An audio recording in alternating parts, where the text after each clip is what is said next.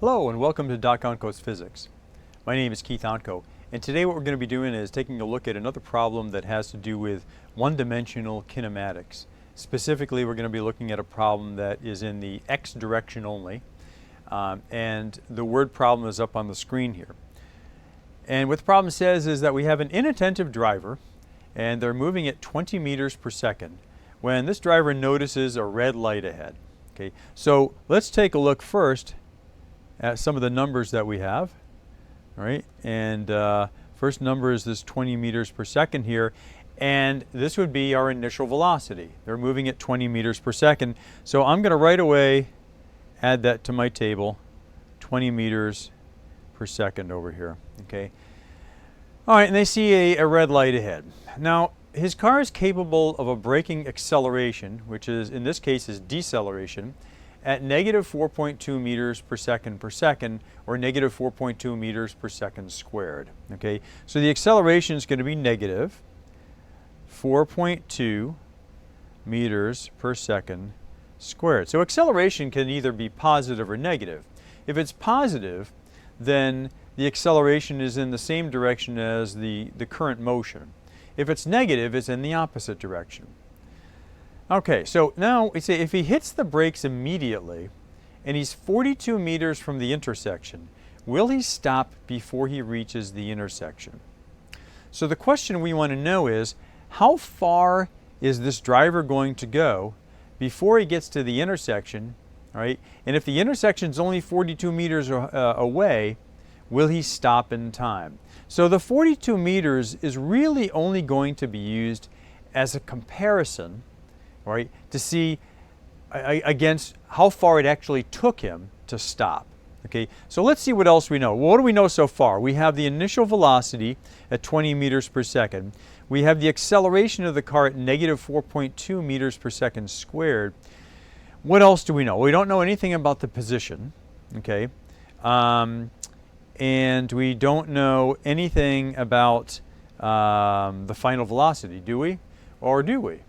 Well, it says if he hits the brakes immediately and he's 42 meters from the intersection, will he stop before he reaches the intersection?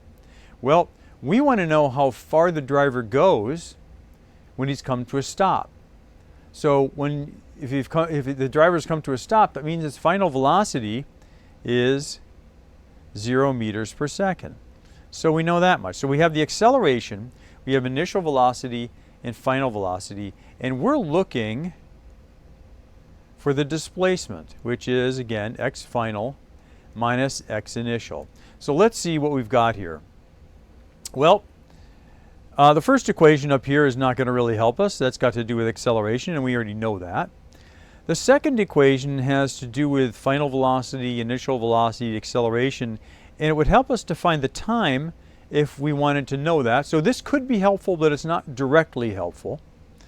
The third equation would certainly help us to find x final, all right, if we assume x initial is 0, and that's generally what we do in our problems.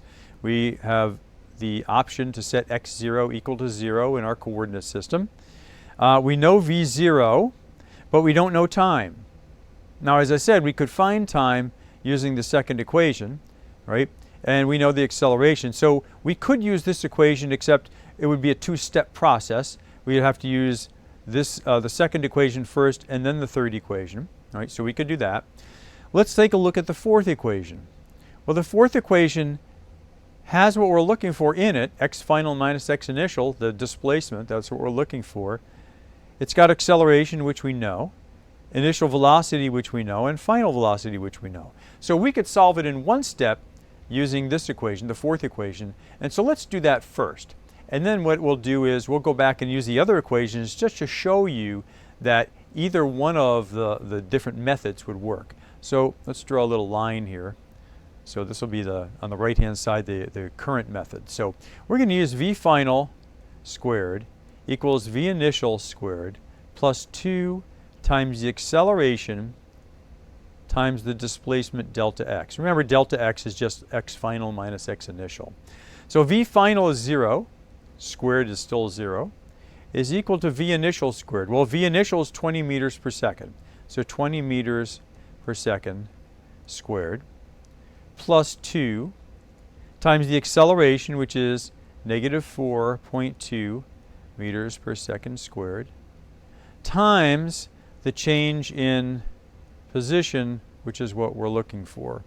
Okay, so let's take our 20 meters per second and move it to the other side, which means that 20 meters per second squared, that is. So this turns out to be negative 400 meters squared per second squared is equal to, well, 2 times negative 4.2 is negative 8.4 meters per second squared times delta x. Okay, if we take and divide each side by negative 8.4 meters per second squared, delta x will turn out to be about 47.6 meters. So that's how far our car would travel. Now, the question was, if he braked immediately and he's 42 meters from the intersection, will he stop in time? And the answer is, no, he will not. He's going to go 5.6 meters beyond the 42 meter mark, and you better just hope that there's not another driver or car coming in the other direction so that he doesn't broadside them.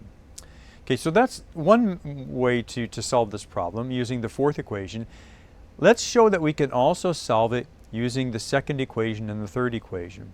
Well, the second equation would allow us to find the time. So V final equals V initial plus A times T. And frequently it's very convenient to have time because time is one of the variables, or the variable, that can be used in both dimensions.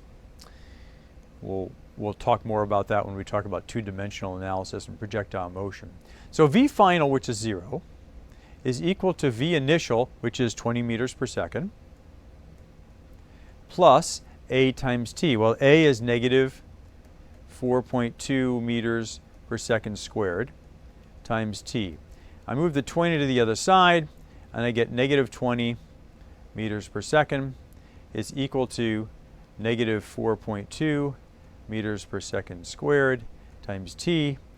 And T, in this case, turns out to be about 4.76 seconds. So there's our time. I'm going to write this over here. All right, add that to our table. So we know that now. Now we'd like to know how far we're going to go. Well, now we can use the third equation because we now have time. So x final, which is what we're looking for, equals x initial, which we set to 0 because we have that right, plus v0 times t. Well, our initial velocity is 20 meters per second,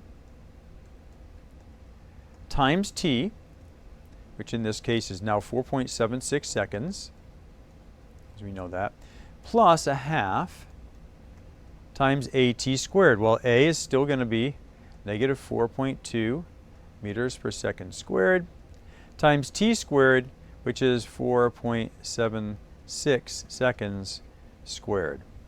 Okay, so let's plug these into our calculator to see what we get. So what we get, as I just did the calculations on a calculator, is 95.2 plus negative 47.6, which is equal to 47.6 meters, okay, which is precisely what we got when we used the other method. Okay, so there are generally more than one way to solve these kinematics problems. Not always, but generally, because these equations up here, up in the upper right-hand side, remember, are just the initial kinematics equations combined and rearranged. And so generally speaking, there's more than one way to solve these problems. Well, I hope that helps. We'll see you next time.